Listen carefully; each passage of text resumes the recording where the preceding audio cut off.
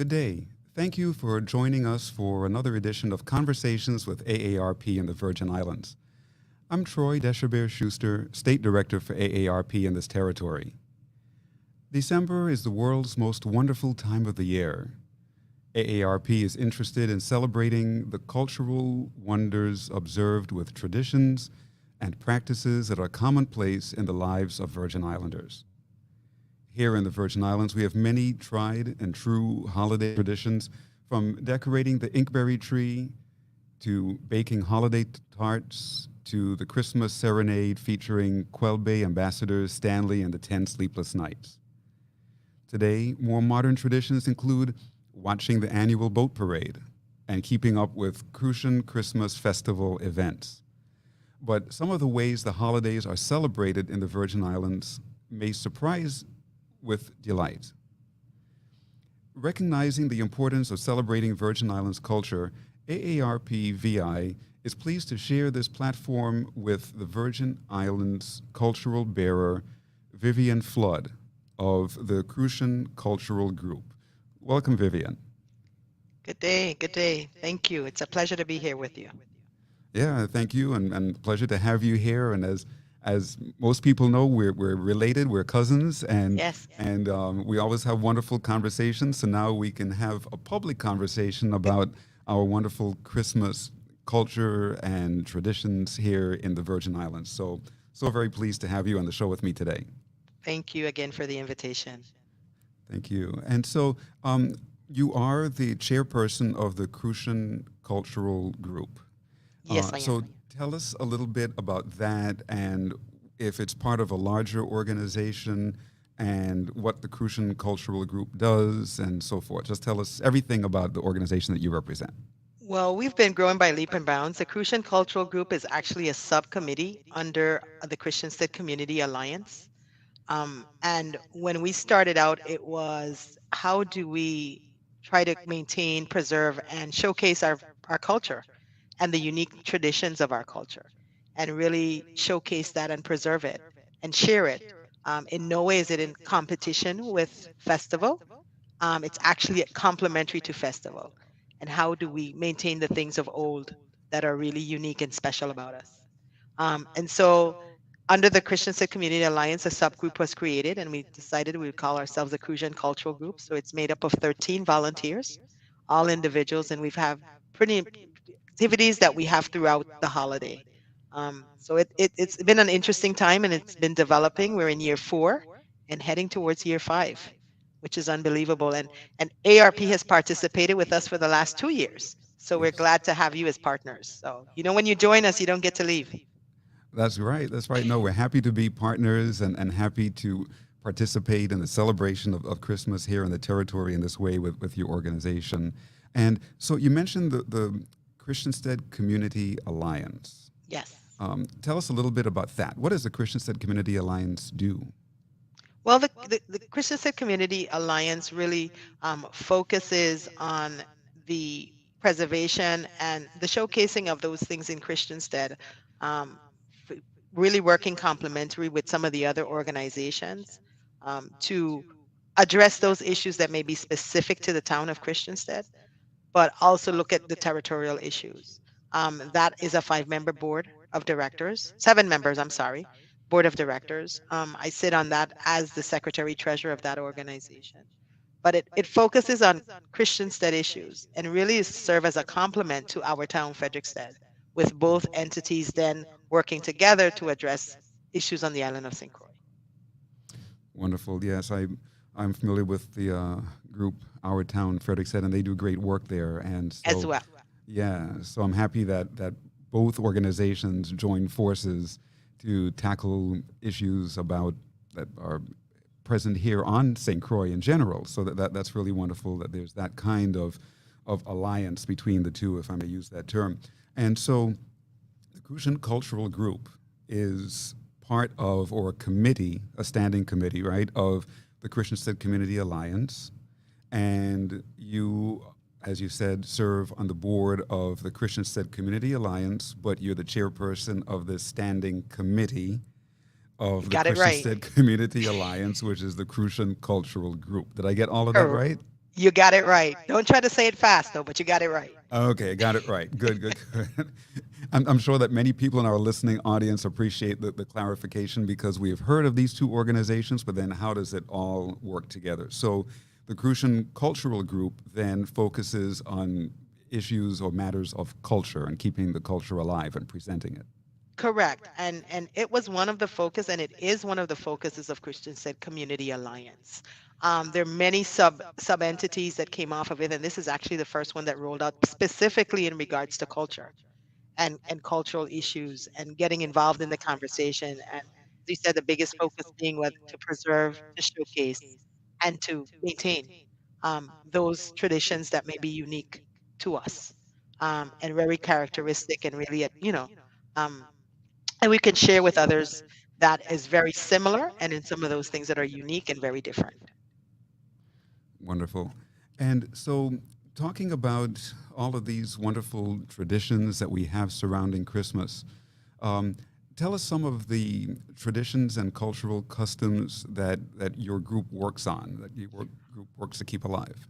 Well, we in the wake of COVID that had to change for everyone, we started out on one trend, and one of the things was is that we started out with we passed in town and we said, we want to light the park, which was Limerick Park, and it was a space that was not lit, and we said, and then we want to broadcast it. So those were our big ideas. We then had the mobile, actually the foot parade, the pedestrian lantern parade. We've added on lighting the ruins at Contentment.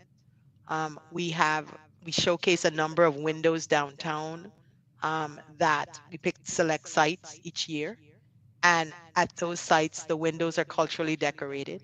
I think our biggest focus has been how do we, for the generation that's here in this, so would you say the millennials, how do we preserve that?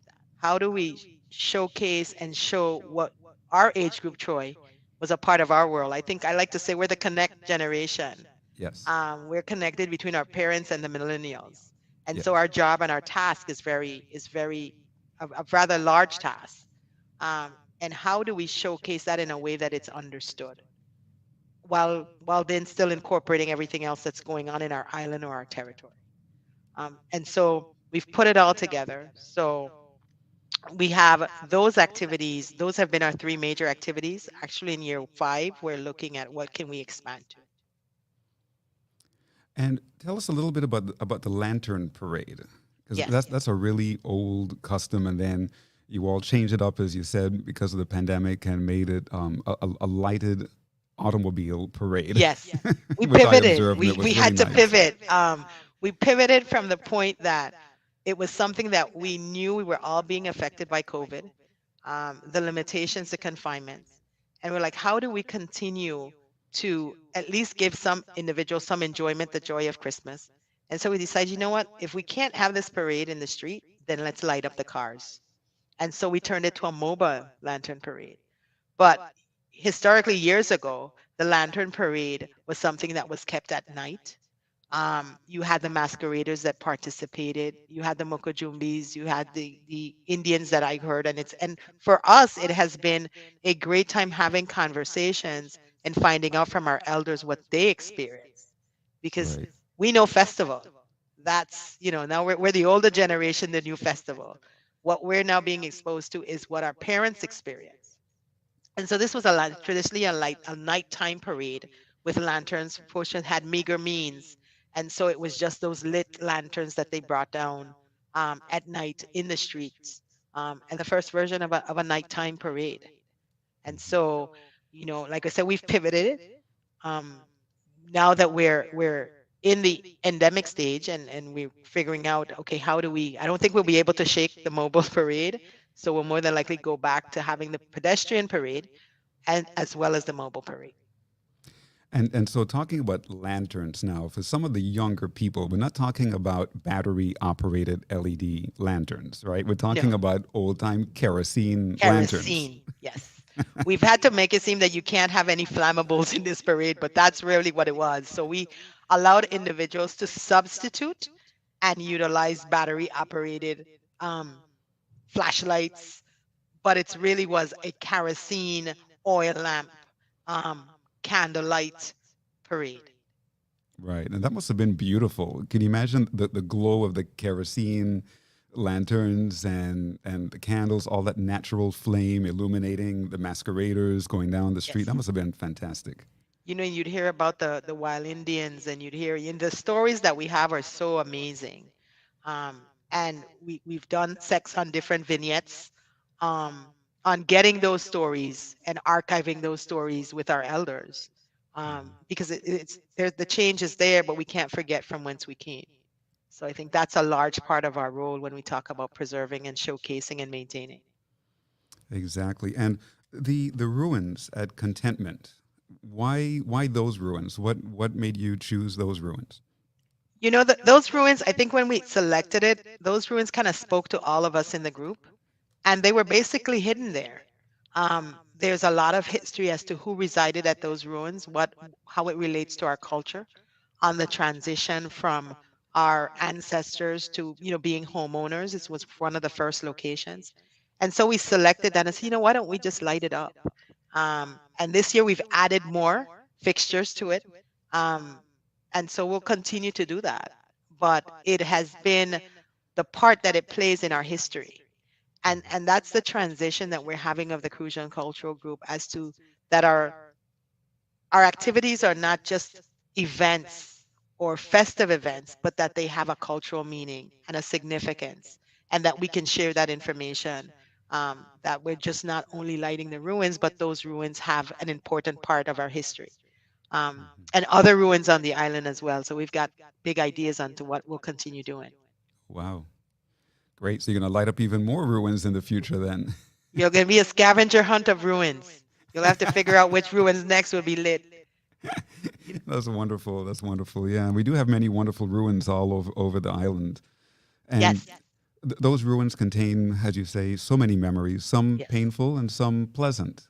yes. So I as think you what made the what it transition. showcases, though, a lot for us, and I think what I am most proud of is just the resiliency of our Hmm. people. We're a resilient people.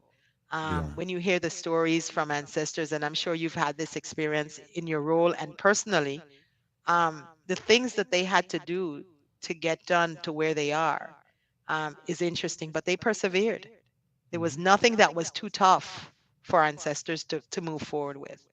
And I think that is what we want to make sure that story is continue to be told. You know, I talk about my, many occasions, my grandmother who raised 9 children, her and my grandfather. I'm a truly entrepreneur. She's a baker, but Right. never was there an opportunity to say, I can't. She's going to get it done. And it was done. Right. So it's telling those stories, and going back and saying, this is who we are, and this is what's unique about us, and this is what's special, and, and this is what we're proud of. Some it Yes. may be painful, but we came through. We absolutely came through. Yes, and we came through triumphantly. And we do it Yes, we over did. and over. Every Oh, hurricane season, right? We come through triumphant. exactly. And you just move on. You Yes, weather the storm and you move on. You know. exactly. So and you take care of those who may have be having a tough time, but you stand up each and every time we stand up. We absolutely do. Absolutely. And talking about moving on and weathering storms, Limprick Park has been there in Christiansted for many, many, many, many, many decades. I'm not sure exactly when the park was constructed, but those old trees, very tall trees, have stood through many hurricanes, many storms, and now they're beautifully illuminated every year during Christmas. So tell us about Limprick Park and what propelled your organization to do that wonderful lighting of trees there. It is truly a project that evolved. It was, what do we want to do different? What do we want to do downtown that everybody can participate in? And when we started out, first we had the decorations, we had themes for each tree, and you had to decorate your tree according to a theme. Hmm. And then again, of course, the famous word COVID came. And we said, how do we continue to do this and provide this picturesque background for our community, and not saying we're not going to be able to light it up? And so we got our volunteers, the 13 trees, um, to be lit, and individuals adopted a tree and they did all of their decorations. And when we did it the second time, Because of COVID, we ended up saying just put lights on your trees. We couldn't put decorations because the park had to be closed. Mhm. And I think that was the most beautiful aspect of it then, that it was nothing but lights. And Mhm. so every year there's a theme that relates to some sort of lighting. But we also looked at the park because we got some feedback saying, the park many years ago, um, way back in this 1800s, individuals couldn't access that park. That park played a part in our Danish colonial rule, Mhm. and folks couldn't access that park. And our sense was, what? This is a new this is a new time. We're going to take as many people into this park when historically years ago its history it couldn't be done. Mhm. And the Christian Civic Community Alliance on an annual basis used to have the Vintage Park Fair there as well. So we're like, that's the daytime affair. This would be the nighttime affair. And so Mhm. we lit the park, and now it's expanding, and we have more individuals coming out to join us. And like I said, AARP has a tree, Yes. year two, Yes. an adorable tree. We have individuals who are saying, I want the same tree next year, and they're planning for their decorations already. And so it has just become such a labor of love by everyone, because what's out there and the sponsors, they provide everything. They Yeah. come up with their themes, they deal with their decorations, they bring out their staffs to decorate. Um, but the park is lit, and the park remains lit for at least a month, till after Three Kings Day, and then we take it to the last weekend.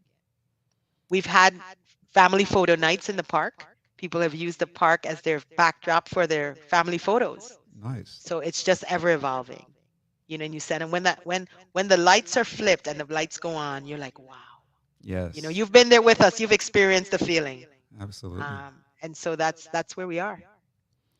Yeah, it's a wonderful experience. And, it's amazing how many people living on St. Croix don't even know that that park exists to this Yes. day. When I mention Limerick Park, people say, "Where is that?" And I say, "Well, it's a little park right on King Street, across from the Pentheny Building." And they say, "There's a park there." I mean, people who drive by every day. So at least the lighting of the trees in there brings awareness to it for those who drive by in the night. Unfortunately, we can't see the lights in the day, but it's so wonderful that again people are becoming more aware of the park and using the park. It's a lovely spot. When you walk into the park, it feels like you're in this little oasis in Yes. Christiansted, a quiet oasis. It's peaceful. Every time I go in there, I feel completely safe. I don't feel Yes. threatened by anybody in there. I always say it's almost like a magical park. Yes. It's an enchanted park in so many ways. And I'm hoping that more people will take advantage of it, even during lunchtime for people who work downtown. Get your lunch to go and sit in the park and eat. Yes. I'm hoping that families will use it more. But again, thanks to your organization, to your group, the Crucian Cultural Group, as well as the Christian State Community Alliance for bringing awareness to the park and having the park open and accessible. Because I remember when I was a child, up until when I was a child, nobody could go in there, right? It was In the always park. locked up. Even though we weren't under colonial Danish rule anymore, it was still locked up all the time. Yes. And I think that what we're doing, and a part of as the group themselves evolves, is that it is causing us to research. It is causing us to ourselves be educated on things that were significantly in our history that we may not have learned. For example, next to the park used to be, what's in the Via building used to be a firehouse. That was a firehouse that was there. So as you're researching it and self-educating yourself on what took place there, you're finding out more and more of what occurred downtown. What was significant on King Street and Company Street. A lot of individuals are very familiar with a lot of the old black and white pictures Mhm. that are there about downtown Christiansted, but how the town was laid out and what took place, and so it's how it's island wide. I like to say between our territory, we're really a culture within a culture. Yes. And I think that makes us even more unique. It's not just you can pick up an accent and that person's from St. Thomas or they're from St. John.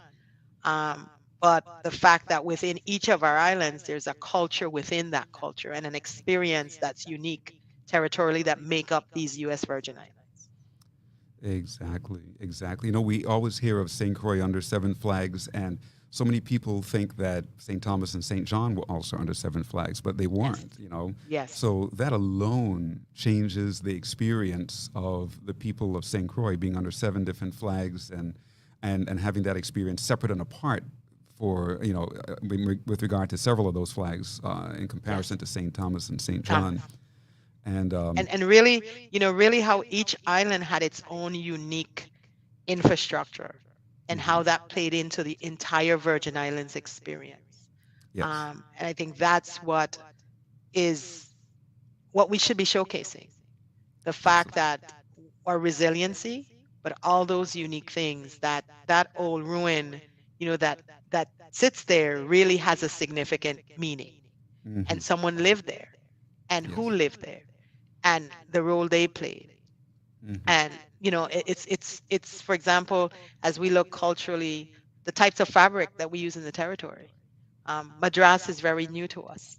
Our Uh-huh. traditional fabric is flour sack and gingham, True. and what the market, the Christians said the Christian Shan market, that was the weekday market. And then down by the famous Alexander Theater Hmm. was Sunday market. Right. And the attire at those two markets were very different. What you Interesting. wore in the week and what you wore on Sunday. And so it's the purpose and the layout. It's really an interesting time. Um, and our group is very happy to be a part of that.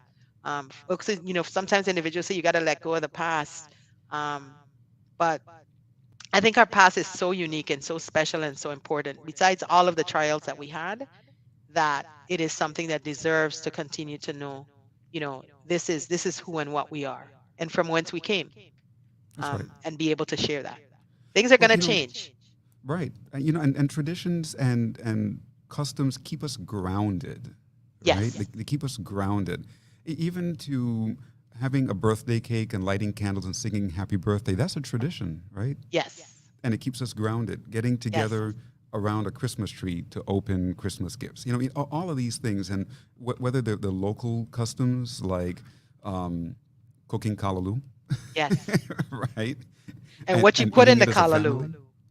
And what Yes, you put in the kalaloo. and what you put in the kalaloo, and how you serve it to your family, and how you eat together. I mean, that's a tradition too, right? And all of this keeps us grounded and keeps us together as a community and together as families and together with our friends. And so it's to be celebrated. So, in your opinion, tell me what is the most, or what are the most memorable holiday traditions that you experienced growing up in the Virgin Islands? I think Christmas was a big time for us. Easter was a big time. Um, those were times that you celebrated the religious aspect, but you also celebrated family. And Christmas was going to the village and the food experiences that you had there, or if you had a relative who had a booth, the work experiences that you had there. Coming from a family of cooks, my grandmother was a boot owner, so you had those responsibilities that came with that. Then my aunt became a boot owner, and then you kind of dodged going to the village at night because you knew it was work. Right. But the community spirit and everyone looked out for each other and that joyous portion. Birthdays were big for us. As well, like you say, you get a birthday cake, and you're around singing. You don't dare go anywhere else on that night of that person's birthday. You're going out to Yeah. dinner, you're spending time with the family, and even if you're 10 of you just singing happy birthday. But Christmas and Easter were big times for us. Hmm. They really and enrolled in that whole religious and spiritual aspect of it. Yeah, yeah, absolutely. We live in a very Christian community, so Yes. it makes sense that those two Christian holidays of Easter and Christmas would play a big role in our lives. Well, I will always say too as well, Troy, that, you look at simple things, and we had two holidays in our territory, which was pray against hurricane and hurricane supplication. And for us, it was a day off from school. You Hmm. got off. But it played a significant part in the spiritual piece of what was in our territory. Hmm. that they prayed that we didn't be impacted by a hurricane, Mhm. and then they gave thanks that we weren't impacted by a hurricane. And as simple as it may seem, those were significant days for us. And having the discussion in regards to culture and our cultural experiences, it came to the same thing of what's a festival and what's carnival. And that, it's the time of year that it falls in the calendar, and that, St. Croix, it's festival. And the time of year in St. Thomas, it's carnival. Yes. So as down to those simple things, they have a meaning. That, there was a push at one time that we were calling Christian Christmas Carnival, and it was like, no, we have festival, Right. because the festival occurs in December into January, and carnival occurs into May. So it's interesting, and so that trying to bring that awareness so individuals understand what it means. Um, Even if you don't celebrate it now, you know what it means. It's like a Johnny Cake in St. Thomas and a Johnny Cake in St. Croix. You can speak to that. Yes. One has slits and one don't, you know? Right. So it's different, but we're one Virgin Islands, we're one territory, but there's difference, there's that culture within that culture. Fungi in St. Croix is bald and St. Thomas is dipped. So Yes. it's different. It's different. Yes. Now, in the last minute, if you will just tell us how people can find out more about your Crucian Cultural Group if they want to learn more. Crucian Cultural Group has its own Facebook page, which is themed Crucian Cultural Group. They can also get to us from the Christian State Community Alliance Facebook page. And then they can always reach out to me at my telephone at 340-643-5356, or Miss Telsada Josiah, who is our Secretary Treasurer, at 340-514-9917. We are open for everyone to join us. Troy, I know you can speak to that the minute you have joined us in the first year, you become a member. There's Absolutely. no formal, there's no fee for any of our activities. We just do it so that our community can have the experience. Wonderful. And again, this is Troy Deshabere-Schuster, State Director of AARP in the Virgin Islands. I've been in conversation today with Vivian Fludd, the chairperson of the Crucian Cultural Group. I'd like to thank the Crucian Cultural Group for their efforts in keeping our traditions and customs alive. And as we near the end of 2022, I want to take this opportunity to thank you, the viewers of this program, for your commitment and dedication to AARP throughout the years. We look forward to your continued support of our work as we strengthen this program for future broadcasts. And Vivian, happy holidays, and we look forward to speaking with you again. Compliments of the season, and happy holidays. And many happy returns, as we say. Have a great day. You do the same.